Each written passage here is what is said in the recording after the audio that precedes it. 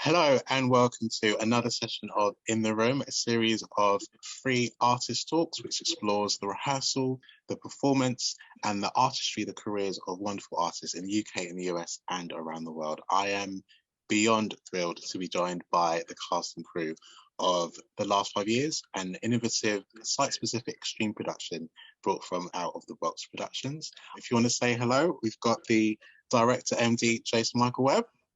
Hello. And we've got the Associate Director Christina Franklin. Hi. Hello. And we've also got the cast, Nasia Thomas and Nick Edwards. Hey. Hello. Hey, it's so good to have you guys here. How's it been for you surviving in lockdown, and how's that experience been? I think all of us were just like so excited to be able to do something. And in a way, we were kind of in our own lockdown, but together we were able to form our own little quarantine bubble, which was nice. We had our kind of like a second family that we created. So it was really special. It was quite great because I'm quarantining by myself here in my apartment. So it's nice to then have somewhere to go and be with people. Yeah. That's super special. I wonder if you can all give a short introduction, 30 seconds or so, just to share some brief moments about your own journey into the roles you're in now. I'll start with Jason Michael Webb. Well, I'll say that getting to know this show has really, I think, opened me up to where the show intersects with my own life, and I learned a lot about myself. And kind of what my journey has been, and it's given me a chance to look at these characters and see the effects of their choices and examine what the effects of my own choices are.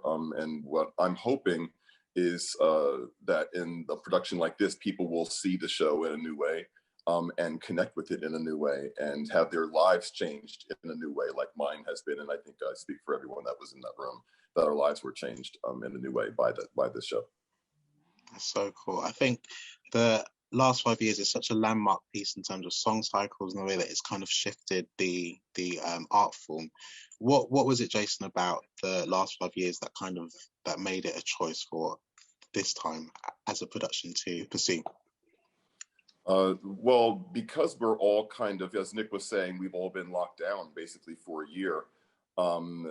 That does something to you psychologically when you can't see the people that you love, when you can't put your arms around them, when you can't just be in the same room and not have like a mask separating you and whoever you're speaking with. And so placing these characters in one apartment where they have to face themselves, basically. That's one thing that I think made the production special and will affect people in a way that I think the show has not previously.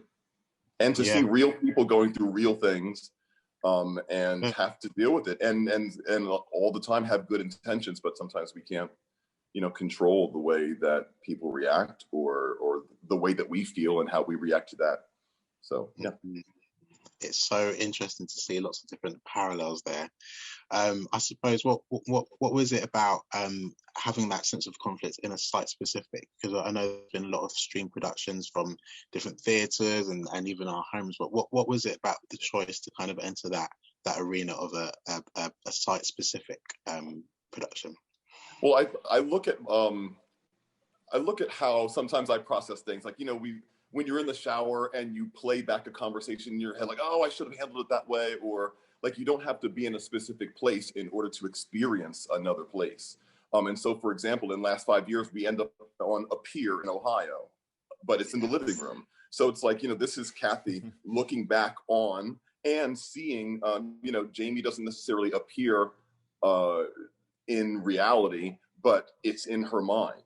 And that's, I think, it's just speaking for myself, that I experience that all the time, where I'll, have a memory and see basically in my mind this person that I'm experiencing with. And that's what these characters do. We don't see them intersect until, if you know the show, we don't see those characters intersect until the wedding in real time. And other than that, one exists in a memory or a fantasy in the other one's head. So that was really, really cool to explore and see these characters relive all of these memories in this one apartment. Wow. One of my favorite parts of this experience was, first of all, Jason runs such a collaborative, open room that everyone was throwing in their ideas and their thoughts and opinions all along the way, which only added to the beauty of this process. But one of my favorite parts was during rehearsal, the four of us would try to be figuring something out in our very like theatrical brains. Then we would be like, okay, how would I actually do this? If I was dating someone and they said this to me in this way, I would move this way, you know? So just the reality of being in an apartment and then dropping into these very human experiences helped us find a very organic, real version of the show. Yeah, I think there's no surprise that there's a sense of authenticity because of the story. And I know as theatre people, we've all worked in theatre. We're big huggers. We have the handshake and stuff. How's it been, sort of creating that sense of relationship and family? But obviously, we're now in a global pandemic and actually adapting the performance and the filming process with so many guidelines. Jason and Christina, how's that been for you, sort of trying to shape this unique production? It's the thing about humanity is that we're very good at adapting to change, and we're a lot better than we realize we are. So as annoying and as cumbersome as all the COVID regulations are and were, they very much became part of the process instantly. So even like little things like making the schedule for the next day, every 3 days we would have COVID testing. So it's like, all right, well, we're all going to be here at 11 no matter what for this. So let's work around that. And it became normal quickly, which is like kind of scary, but also served this process very well. And that we very much did become like a bubble, and that this was consuming our whole time for 2 weeks, and we were seeing each other every morning. Amazing. Well, I'd love to hear from Nasia and Nick about how you've kind of created these roles, because I think one of the striking things is that sense of family, as Christina was just alluding to. And I think, you know, with lockdown, we've heard, you know, so many different families going through tough times. I wonder, has there been any elements of lockdown that you've kind of used in your personal life, or even from secondhand experiences, that have kind of helped you create these roles? Yeah, I mean, I never thought in a million years that I would be doing something like the last 5 years. And also a 2-person show is very intimidating. It wasn't very intimidating at first because I have mostly done ensemble things, you know? So I was nervous. I was like, how am I supposed to do this? I'm 28. I feel like this is like a 35 and up story. Like, how am I supposed, I don't have any life experiences, but I want to say that the universe's timing is so dope, right? Because here we are, in this situation last year, almost a year anniversary, thinking that it was going to be the end of something. Oh my gosh, Broadway shut down. We don't know how long. And it was, I'm sure everyone had went through that up and down mentally.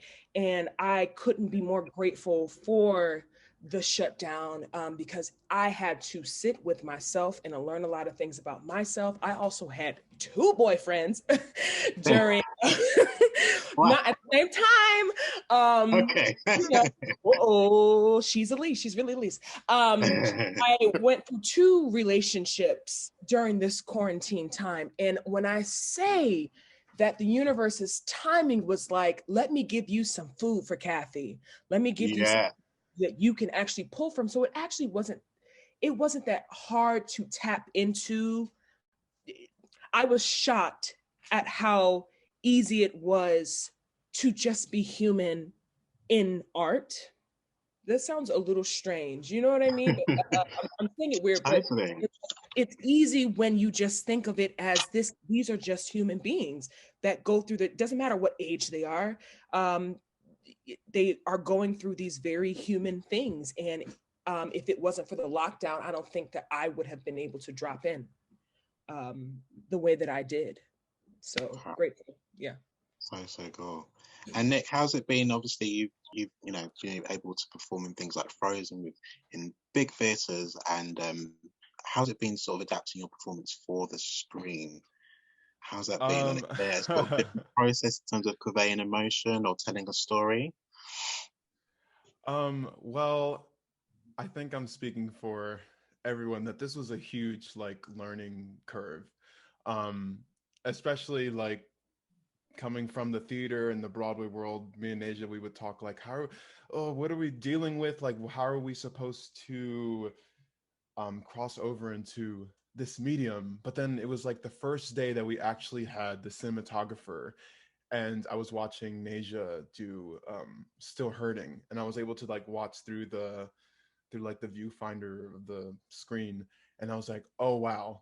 So this is what we're dealing with. You're able to see how everything, the lighting, the camera, the music just kind of sets you up and just lifts you into the story, and all you have to do is just be.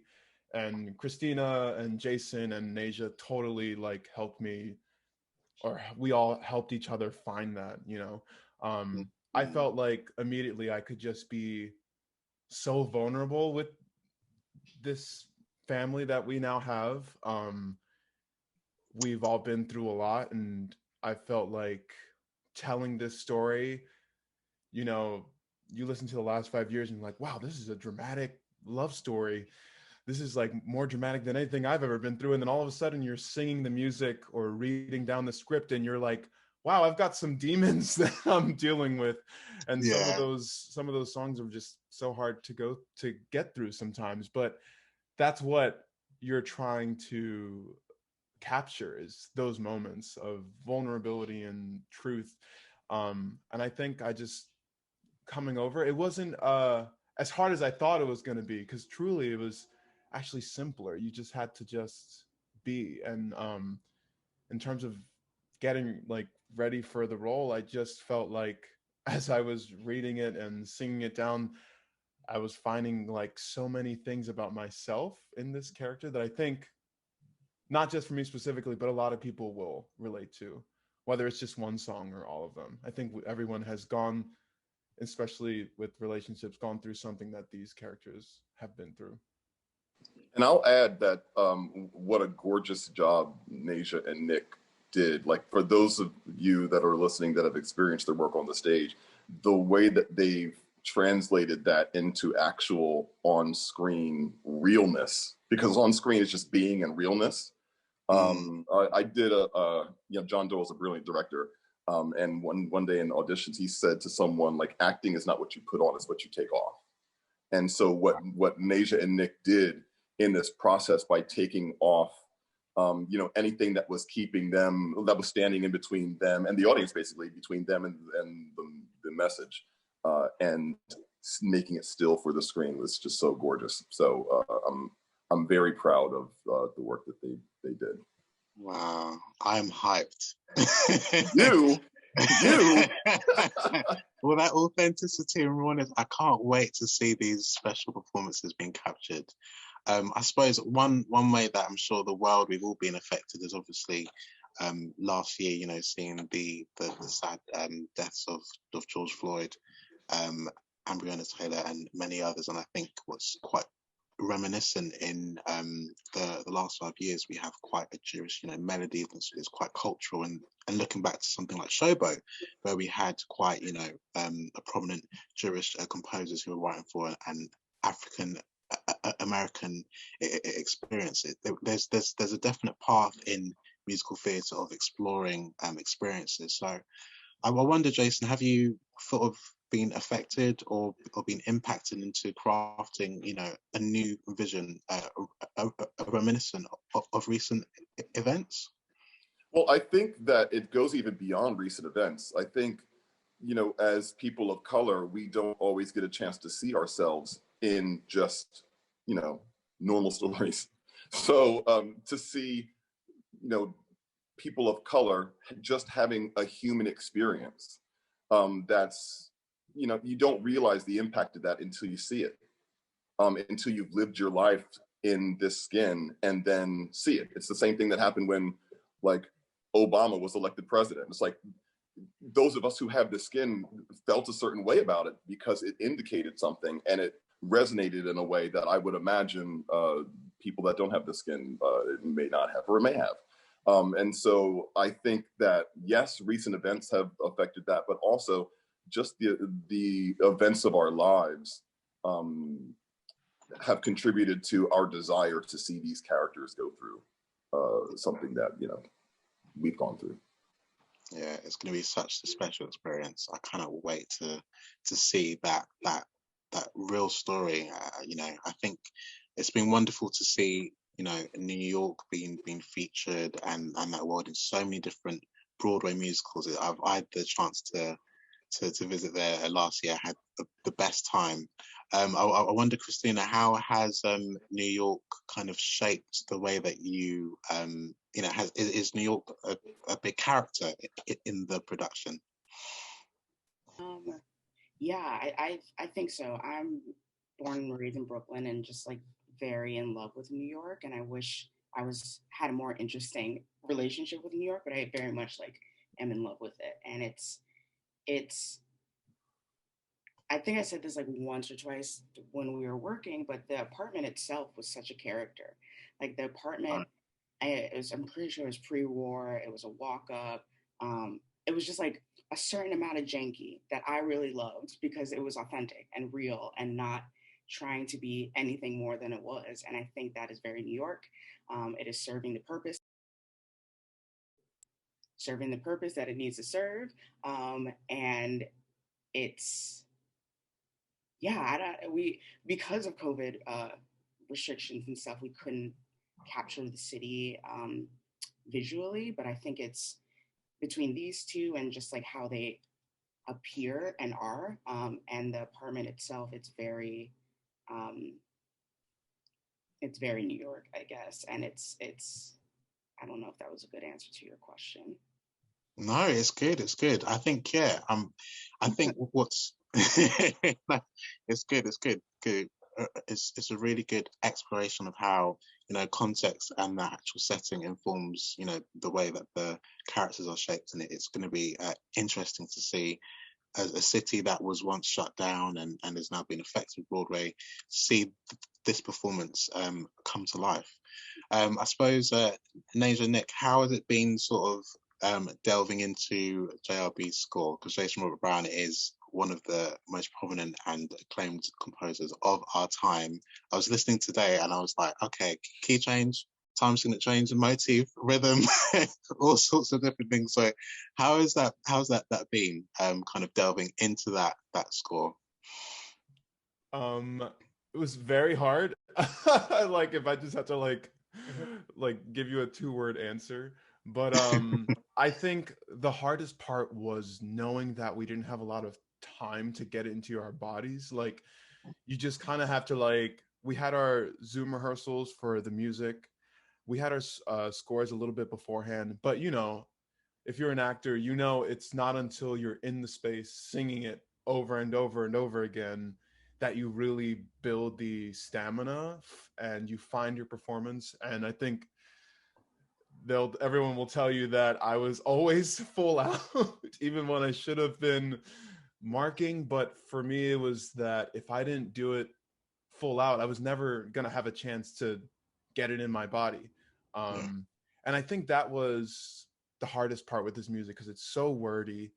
But it kind of really works for the screen because you're just saying these words and everything else, like, you're just listening, like, as an audience member. There's so much there.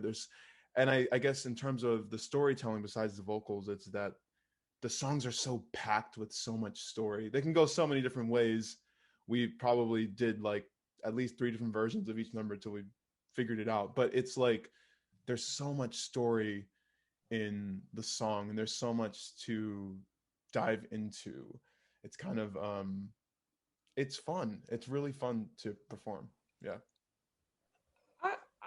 Okay, I'm going to agree with Nick and say very hard are 2 words, but it was very hard, but it became comfortable because, one, we were in a safe space with safe people who made the music less intimidating. JRB's music is always going to be intimidating, okay? And that's why he makes the buku bucks, because he's good at what he does. But being able to, one, be scared of this music and then put it in a room with these people, it took off so much, it took off a big old blanket of fear, right? And also being able to sing this music in 2021. The musical premiered 20 years ago this year, right? And Lord knows when he actually started, because I know it takes a long time to write a musical. It probably would have taken me 15 years before it premiered to even do any of that. So to sing this music and see how it sounds in 2021 and having the gift of being able to sing this music in 2021 was wild, because our last 5 years doesn't sound like the last 5 years that you're used to. And it's not because everything was changed, you know, but it's because when you have different experiences, like when you're Black, when you are Black in a time where Black bodies are being slain, things, words, lyrics mean different, they hit different, they sound different. When there's an emphasis on just like Blackness and rooting for Blackness and Black love, it sounds different when I am saying to you, you don't have to get a haircut. You don't have to get a haircut. You don't got to go to Harlem and get that line up, my love, because we're in a quarantine. You don't got to get the haircut. You look good the way you are. You know? It just hits different. The music hits different when different people tell the stories at different times. And we are lucky that we are telling this story and singing this music in 2021 as two people of color while the world is on fire. And that was a long answer, but music, love music.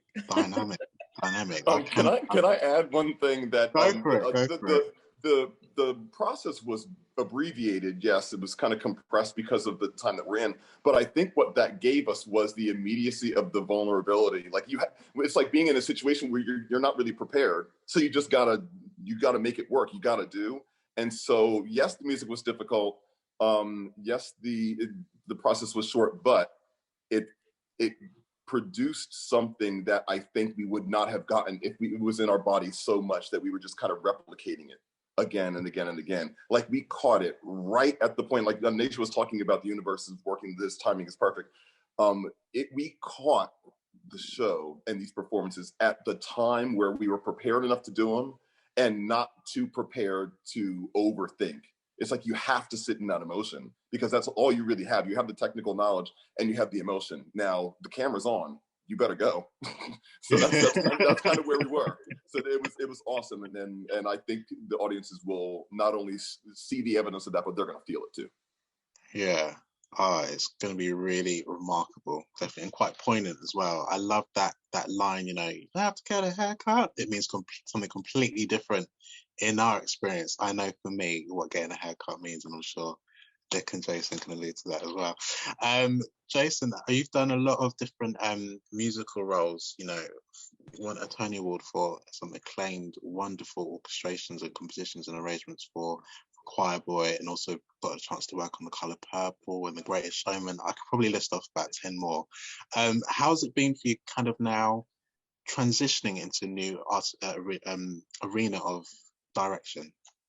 Well, each project I think is special in its own way. And I've gotten the opportunity to do several different types of things, which I've loved, just as much as the one before.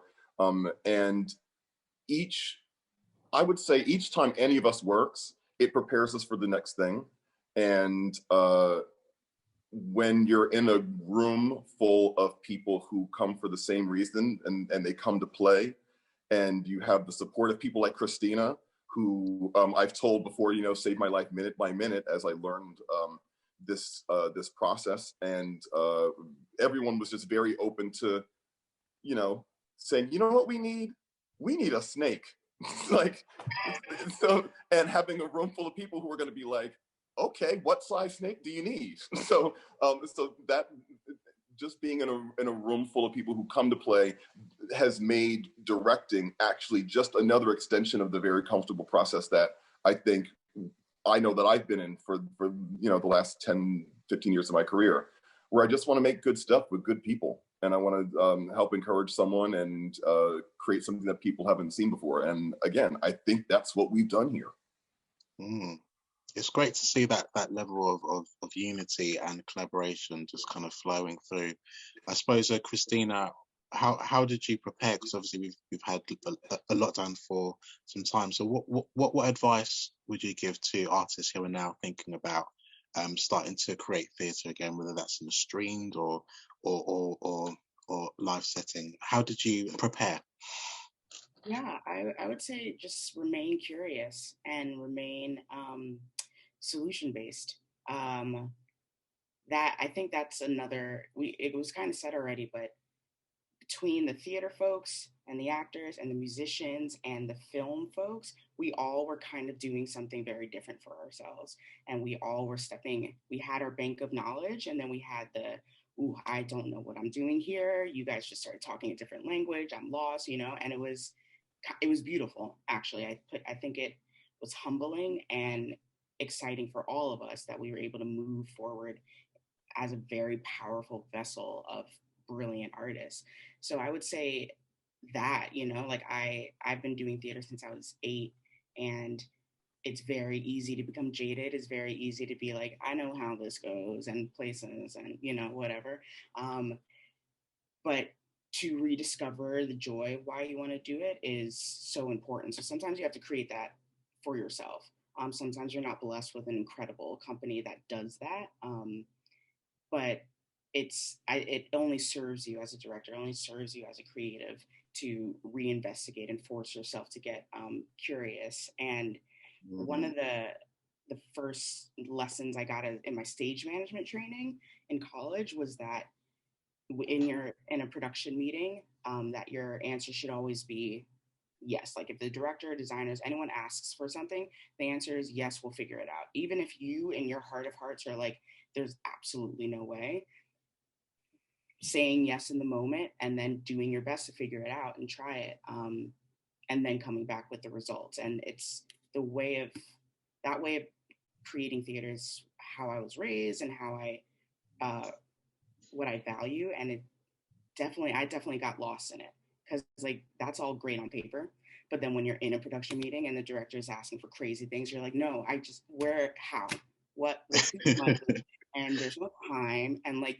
this idea comes in 3 weeks, but working with Jason has like this infectious, optimistic energy that it's like, if you're not with it, you're not one of the cool kids, so you have to get with it. So it's funny that you said you brought up the snake, because that was the one idea where I was like, oh no, I don't know. Like I gotta figure out how to say yes and to this, because my hands no. But it paid off though. It paid off. So paid off. It's a great moment. And I'm so glad that filter in me existed. Because it was so worth it. And it just took like 3 other minds to figure it out. Nasia's friend, and then there was a snake on set, and that was that. So just the beauty of rediscovering and staying curious and getting out of your own way sometimes is the useful tool. That's so good. I mean, it kind of goes back to the basics of improvisation. Always saying yes, always being curious, it's always just accepting ideas. I think that's what creativity is. It's so special. So I wonder, with the last 5 years having lots of different iterations, and rightly so, for the last 20 years, Nasia and Nick, how have you crafted your Jamie and your Kathy? What are the 3 words that you feel makes your Jamie and your Kathy quite distinct? Okay, so I'll just think of words that I always brought up to the team when we were, I guess, finding this character. And a lot of it was just drawing from myself. So I was like, he's a writer, so he's going to be nerdy. He loved like hip hop and music and culture. So there's going to be aspects of culture in there, specifically like Black culture. And I think the trap with this character is that he's very disliked in music theater because he does, spoiler, he does cheat on his wife. But I wanted to find some sense of like vulnerability and honesty and passion. Like what was it at the beginning that made it so special? Yeah. It's amazing. That's so cool. How about you, Nasia? All right, so I got a little notepad. I love it. I have 4. The first one that came to my mind was open. Well, I don't know. Open. Being able to be vulnerable. That's one thing that I struggle with as Nasia Thomas, and finding my vulnerability and meeting Kathy's vulnerability was big. Sacrificial, because I feel like Kathy a lot of the times had to sacrifice her own feelings and maybe biting her tongue and picking her battles so that she could lift Jamie up, which is something that I feel like Black women do in general. Like, I'm going to table this because I want to be here for you so you can further your career, and I want to make sure that you feel like the king that you are. And then I put strength, the ability to speak up for herself, even when the moments where she can't sacrifice anymore. It's like, I need to say this and I need to say this now. And yes, Kathy is strong, Kathy is vulnerable, and Kathy makes sacrifices for the greater good of her relationship. And Bliggity Black, that's number 5. Yeah. That's so good. That's so good. Just finally, just before we close, are there any? I know we talked about like haircut and things like that, but and the snake, are there any other moments, any kind of jewels, or that's a lyric or a song or a moment that kind of stand out to you that feel quite reminiscent and you're looking forward to for audiences to see? Jason? Well, I'll say that there's 2 aspects. Being a music, my background is primarily music, storytelling, but in a musical way. And so the way that we've used the musicians in the orchestra in this production, I think, is unique and sets it apart from other productions of it. Like the musicians function as friends. They pop up as people that in our heads when we're playing those conversations back and we're thinking, oh, I should have such and such. Like, now that we actually have a manifestation of what that other person is, and it comes through in the musicians. I love that. There's so much rich artistry and rich creativity in this conversation, and I'm looking forward to seeing how this translates on screen. I just want to say thank you again to the cast and crew for joining us. This has been an absolutely thrilling ride. It's so lovely to get to know all of you again. And again, thank you guys for joining us for another round of In the Room. You can catch the last 5 years available via todaytix.com, streaming from March the 15th to March the 28th. Thank you. Thank you. Awesome. Thanks, guys. Awesome.